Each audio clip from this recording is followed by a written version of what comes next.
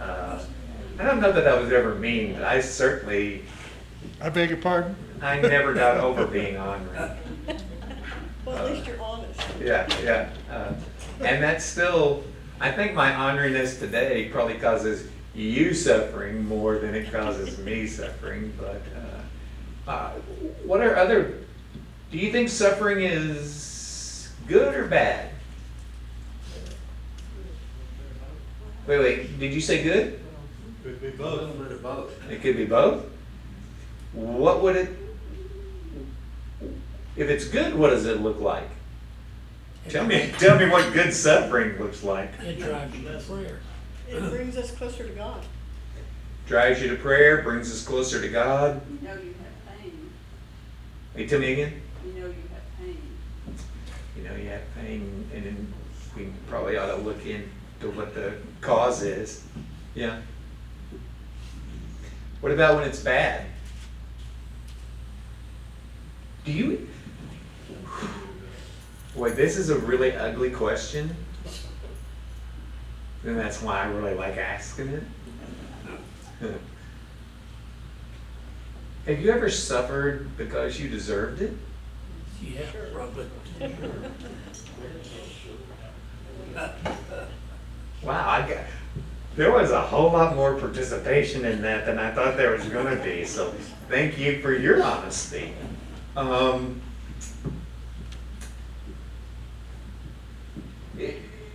If we think about suffering for Christ, have you ever suffered for Christ? You ever, in your life, have you ever felt persecuted for your Christianity? Ernie, did you shake your head yes? Yes. What's it like? It's not pleasant. Not pleasant.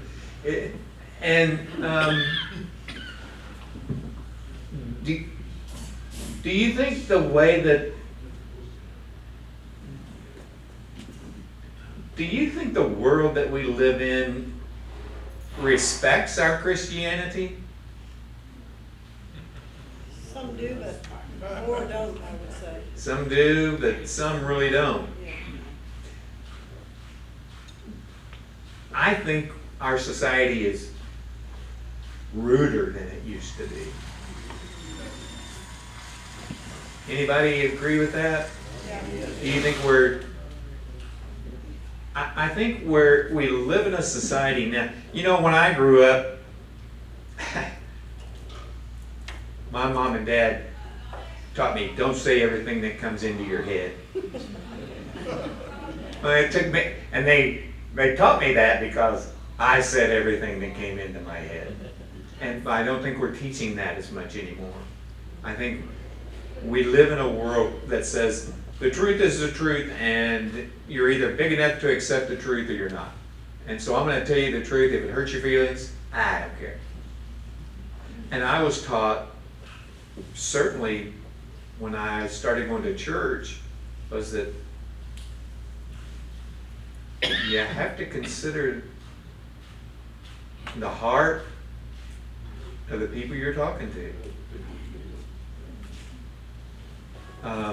Speak the truth in love. The truth in love. And sometimes in my life that's meant that's actually even meant if I speak the truth and if I believe it's going to cause suffering, sometimes I don't speak the truth.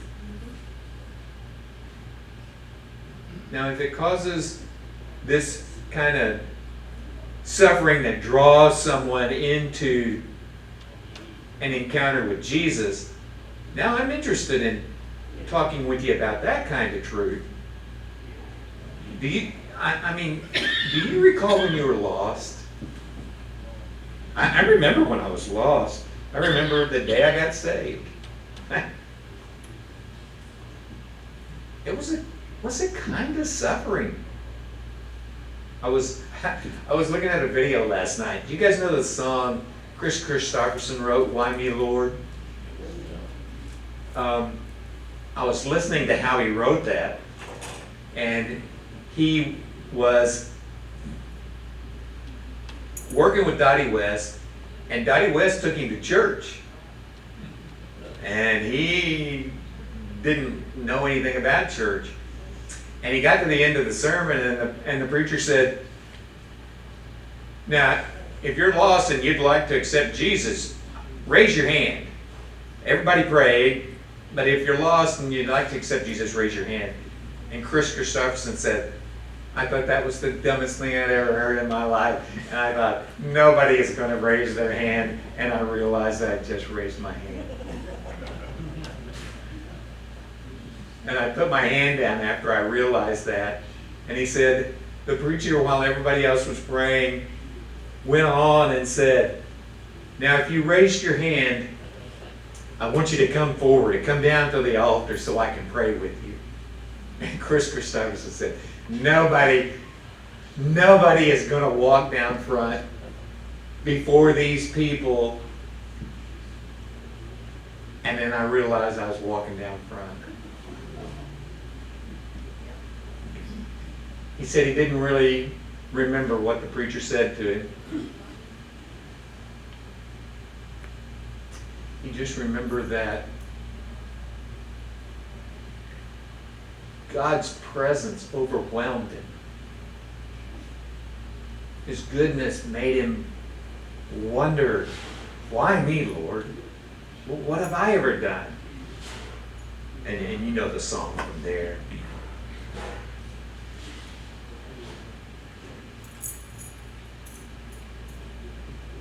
Do you think the world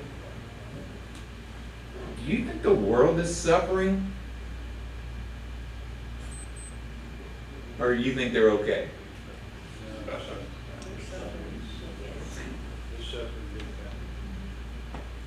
I think they're broken. Broken. Do you think the world's broken? Or is it doing okay? It's broken, isn't it? I want to tell you this. Now is the time to be courageous.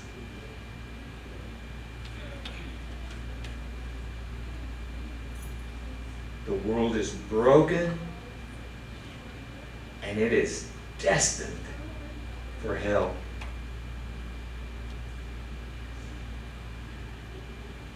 And it's not the world,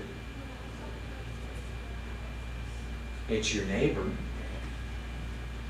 It's that person who lives next to you. It's that person that you have conversation with, and it might be a conversation. I started to say some of us still go to work, but I don't go to work anymore, so I don't know what I was going to mean by that. But your neighbor might need you to be courageous with the word. Did you ever think that? Well, do you ever think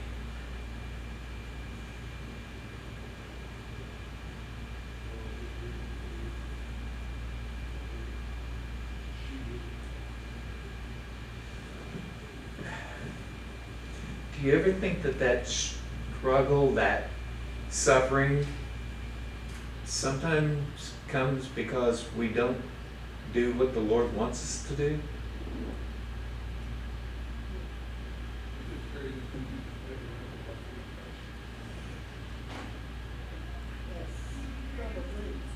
I can wait for your answer.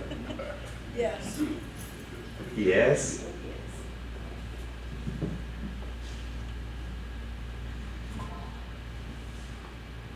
What do you think makes the struggle in our lives when we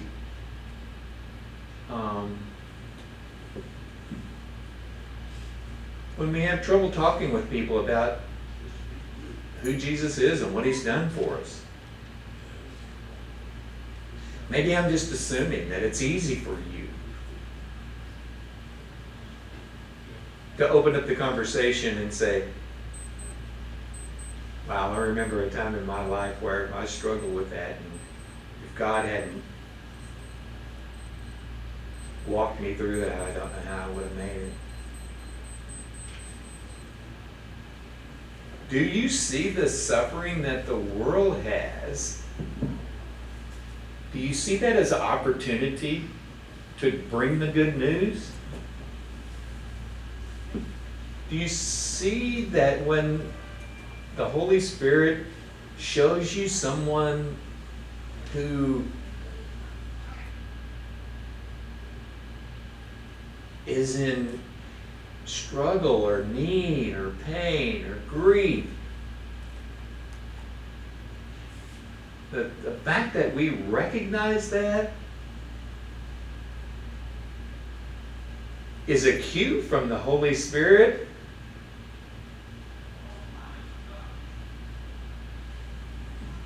Does that make sense to you? You're aware of struggle, suffering, pain that somebody has. It's just accident, right? There's just so much of it we can't ignore it. Or the Holy Spirit is pointing it out so that we can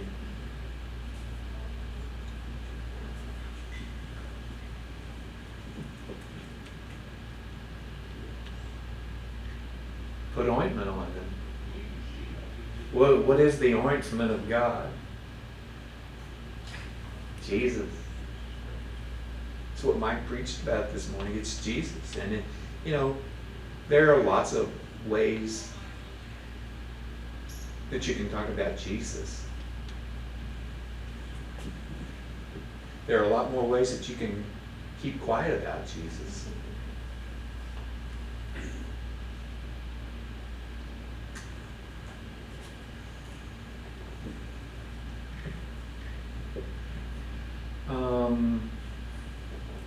I had a couple more questions here.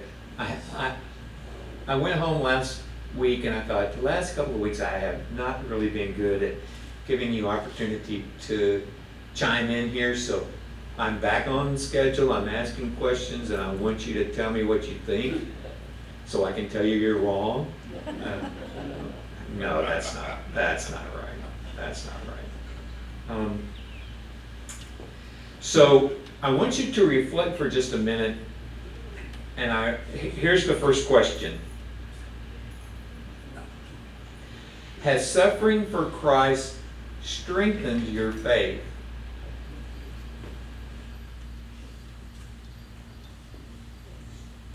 Yeah.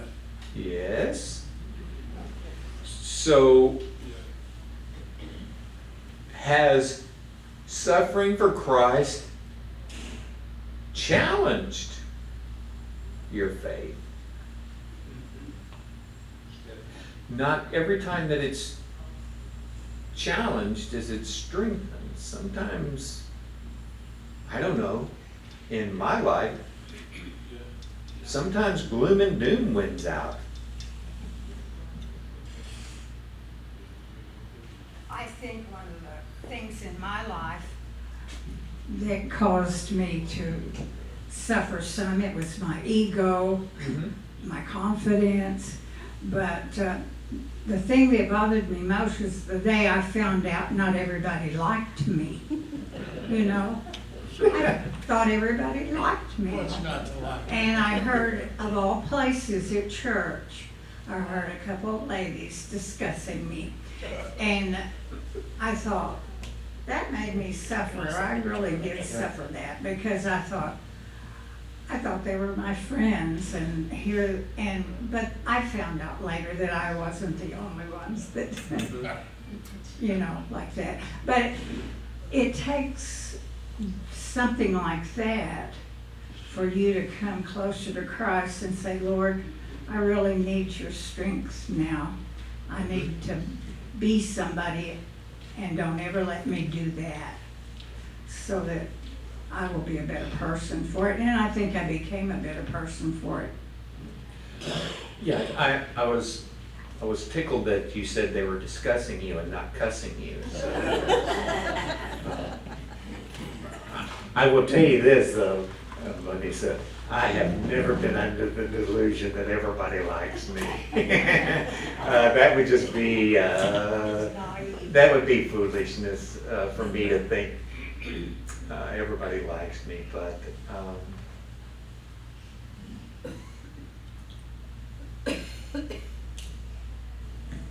sometimes suffering makes us grow. Sometimes suffering sets us back.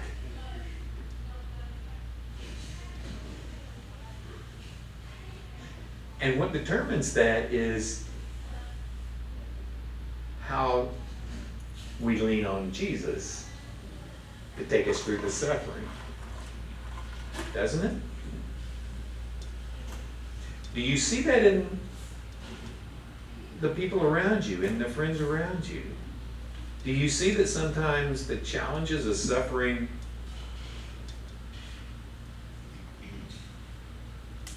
carries them the wrong direction? How would that, what would that look like? What would that look like when you see some of your friends, some of your neighbors struggling, suffering, grieving?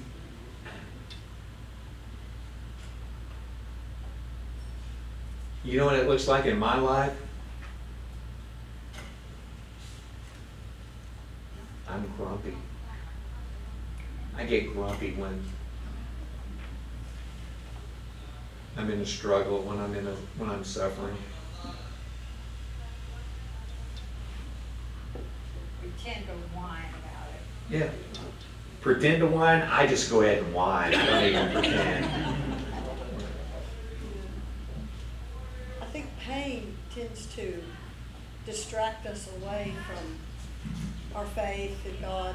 Uh-huh. I think sometimes pain distracts us away from what we know, which is God's love is enough for anything. It steals our focus, Yes. okay? But it also gives us an opportunity then to restore that focus on God and say, Lord, no matter what, I'm yours. In my office, on my left-hand side, I had all these ordination papers, my